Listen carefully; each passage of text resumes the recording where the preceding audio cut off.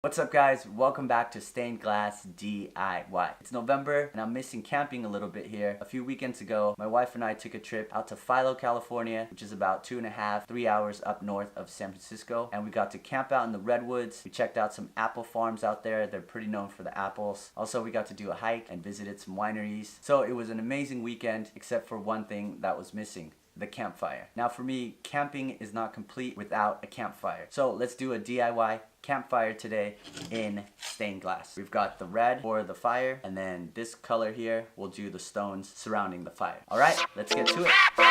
Okay, let's start off by drawing a simple campfire. I didn't have any brown for the logs, but you guys are more than welcome to do campfires with a log since that's a pretty traditional one. But draw whatever you'd like. Just keep in mind how each piece is going to cut on the glass.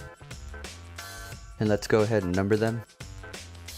And now we'll cut each piece up, and I'm cutting inside the lines to keep my piece from growing when I do the tracing over the glass. Okay, now we'll take these pieces and trace them over the glass, and I'm using this red opalescent glass, which I think is going to be really nice for the fire. And I'm using my new cutter. This one has a swivel blade, as well as a reservoir to put in cutting oil to help lubricate the cutting wheel. And it also has a grip for the palm while you're pushing down the cutting tool and doing the score line. So let's see how it works here. I think it's cutting pretty well, so let's keep going. I'm using the grazing pliers to nibble away some of the extra glass that's outside of the lines to shape it a little bit better so we don't have to grind as much out. And since we're working with a lot of curves here, this will give us a chance to use a lot more of that grazing pliers. Plus, these smaller pieces are a lot harder to work with, so being comfortable with these pliers will be great for future work. And now we'll use the glass grinder to file down the edges of these pieces so they can all fit together a little bit better. And once you're done, clean and dry them off completely for the next step. And we'll use the black backing copper foil tape in 7/32 inch width to wrap the edges of the glass pieces, and use the fit tool to help burnish the foil onto the glass.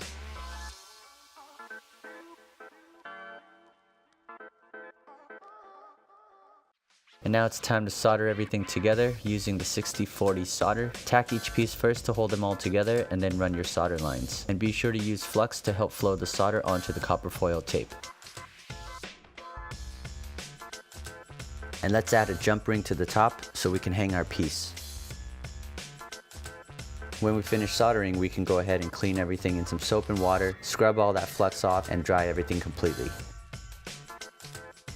For this next step, I like to use fine steel wool to further clean the solder lines and get rid of some more flux, and it also helps bring out that shine in the solder. So you may not want to patina, and you can just put a coat of wax on it and call it a complete project. If not, let's continue to the next step, which is polishing. I'm wearing gloves to protect the oils from my hands from getting onto the solder, which could affect the patina, and I read that somewhere and I'm not sure how badly it would affect it, but I guess I'm just being safe for now. So let's do some black patina on this. All you have to do is just brush it on, and you'll see that silver change into a darker color. You can apply it a few times to get it darker. I just rinse and dry it off before the next application. And once you're happy, go ahead and rinse it off, and we're ready for the final step. We're finally at the last step, and I'm using the standard car wax for this. You guys can use whatever you'd like. This will give it a good coating for the overall protection and also a good shine. Oh, and don't forget to add a chain so you can hang your piece, or you can use a rope or a fishing line, monofilament line, or just about anything you'd like to hang it up. So now that we have our campfire, let's continue this theme and keep adding more to this set. Hit that like button if you like campfires. Thanks again for watching, and I'll see you guys in the next one.